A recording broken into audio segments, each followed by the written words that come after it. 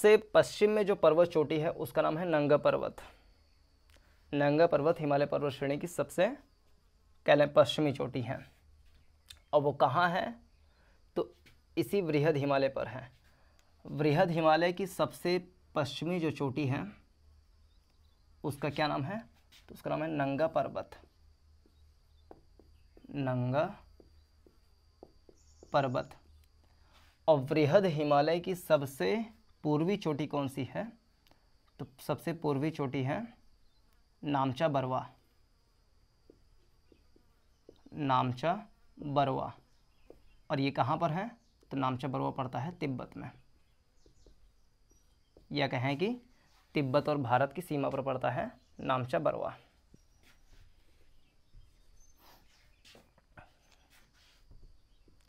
नामचा। तो हिमालय पर्वत नंगा पर्वत से लेकर के, जो ये वृहद हिमालय है, नंगा पर्वत से लेकर के नामचा बरवा तक फैला हुआ है 2500 किलोमीटर तक।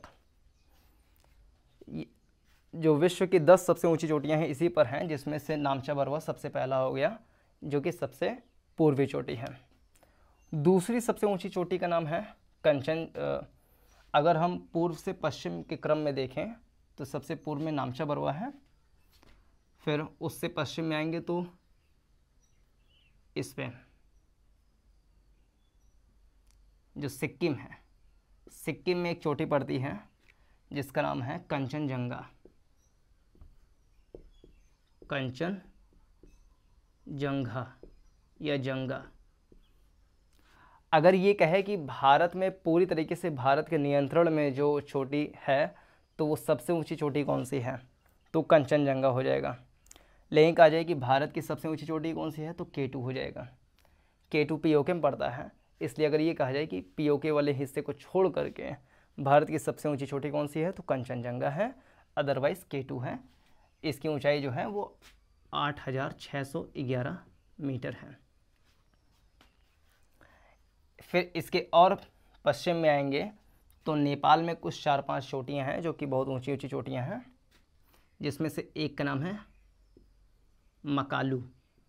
इसका नाम है मकालू, जो कि नेपाल में पड़ता है। इसके पश्चिम में एवरेस्ट। एवरेस्ट मतलब माउंट एवरेस्ट। माउंट एवरेस्ट की ऊंचाई कितनी है? तो 8848.86 मीटर। यह है माउंट एवरेस्ट की ऊंचाई। फिर इसके पश्चिम में एक चोटी पड़ती है जिसका नाम है मनसालू। इस चोटी का नाम है मनसालू। फिर इसके पश्चिम में एक चोटी है, इसका नाम है धौलागिरी। पश्चिम में एक चोटी है नेपाल में ही जिसका नाम है अन्नपूर्णा। अन्नपूर्णा। फिर उत्तराखंड आता है।